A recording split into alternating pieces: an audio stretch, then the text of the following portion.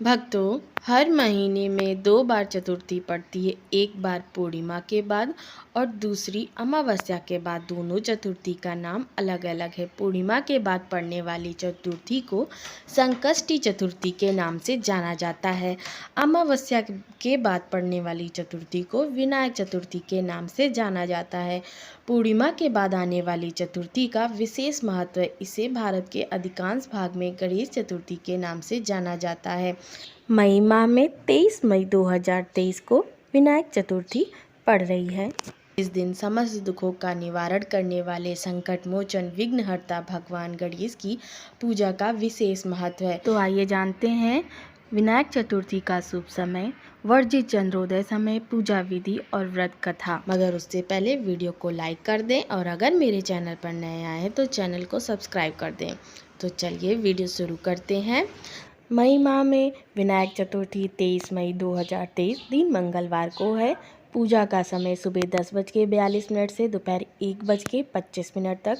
कुल अवधि 2 घंटे 43 मिनट की। ज्येष्ठ शुक्ल चतुर्थी तिथि का प्रारंभ 22 मई को रात्रि 11:18 पर और इसकी समाप्ति 24 मई को सुबह 12:57 पर।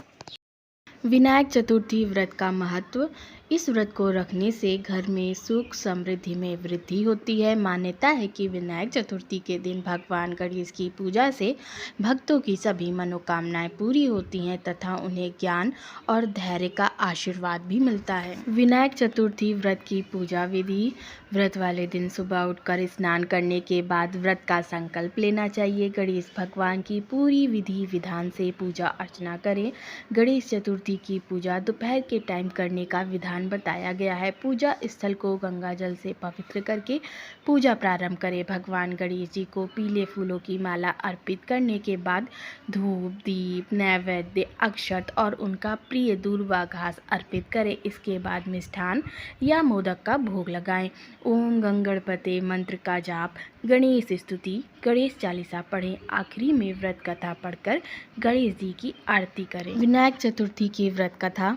एक समय की बात है, शिव और शक्ति नदी के किनारे बैठे हुए थे। कुछ बाद माता पार्वती को चौपड़ खेलने का मन हुआ। उन्होंने शिव जी से कहा तो वो भी तैयार हो गए, लेकिन समस्या यह थी कि वहाँ कोई तीसरा व्यक्ति नहीं था जो हार जीत का निर्णय कर सके।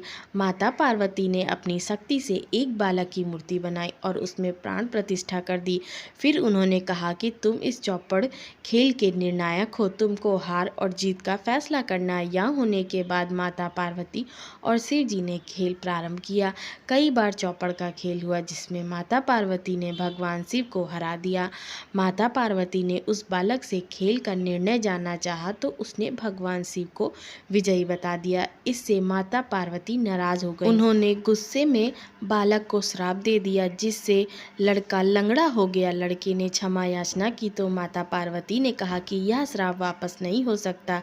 इससे मुक्ति का एक उपाय यह है कि भगवान गणेश की पूजा के लिए नाग कन्याएं आएंगी, तब उनके कहे अनुसार व्रत करना होगा, जिसके बाद तुम्हें श्राप से मुक्ति मिल जाएगी। वह बालक कई वर्षों तक श्राप से जूझता रहा।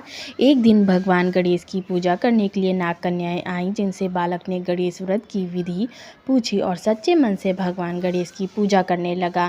कहते हैं कि बालक की भक्ति को देखकर भगवान गणेश ने उसे दर्शन दिया और उससे वरदान मांगने के लिए कहा। भगवान गणेश के आशीर्वाद से वह बालक श्राप मुक्त हो गया, जिसके बाद वह बालक माता पार्वती और शिव से मिलने के लिए कैलाश पर्वत पर पहुंचा। जय श्री गणेश। गणेश चतुर्थी की इस कथा के अतिरिक्त अन्य 4 पौराणिक कथाएं भी हैं जिनको मैंने पूर्व में वीडियो बनाई हुई है, जिसका लिंक मैं नीचे डिस्क्रिप्शन बॉक्स में दे दूँगी। आप वहां पर जाकर वीडियो को देख सकते हैं। जय श्री कृष्ण।